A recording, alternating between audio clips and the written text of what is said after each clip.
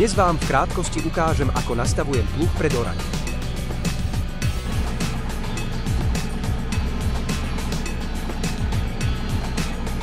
V prvom rade si určíme hĺbku, na ktorú chceme orať. Potom si nájdeme niečo v takej výške, ako je plánovaná hĺbka orby.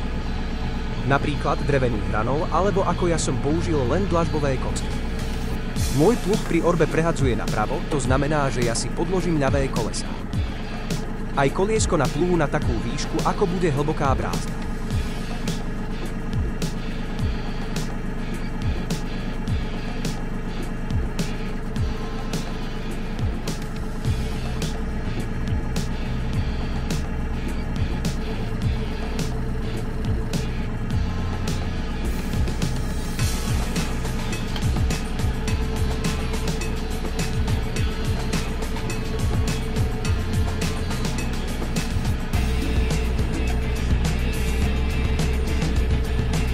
Potom spustíme pluh úplne dolu a zarovnáme lemeše zarovno terénom do roviny.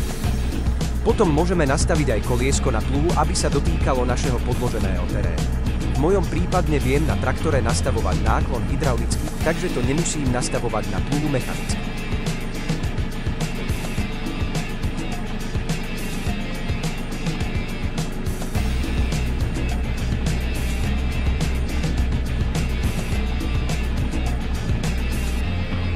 Ak sa zadný lemeš nedotýka terénu ako predný, alebo opačne, tak tento náklon upravíme na 3. bode po otočení podľa potreby.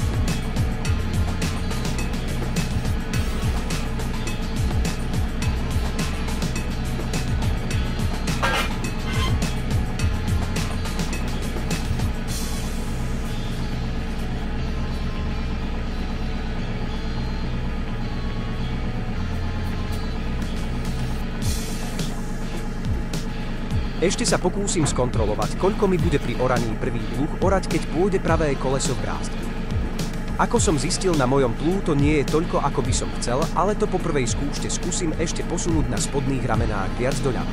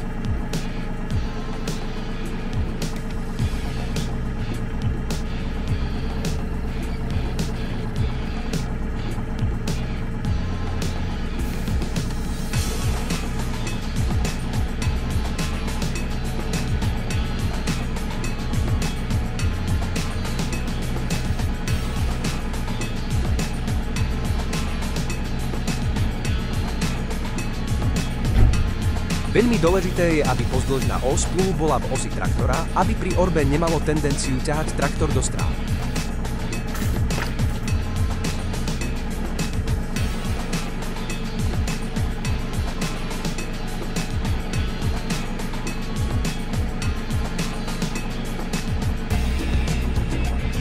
Na konci tohto videa bude len malá ukážka, ako sa podarilo pórať, lebo som nestíhal spraviť video samotnej orby, čo presne neviem a mohli by ste mi poradiť, či je lepšie mať tretí bod na traktore viac hore alebo dolu uchytený na traktore. A hydrauliku na ramenách je lepšie mať v ktorej pozícii. Vopred ďakujem za rady, ktoré mi zanecháte v komentároch.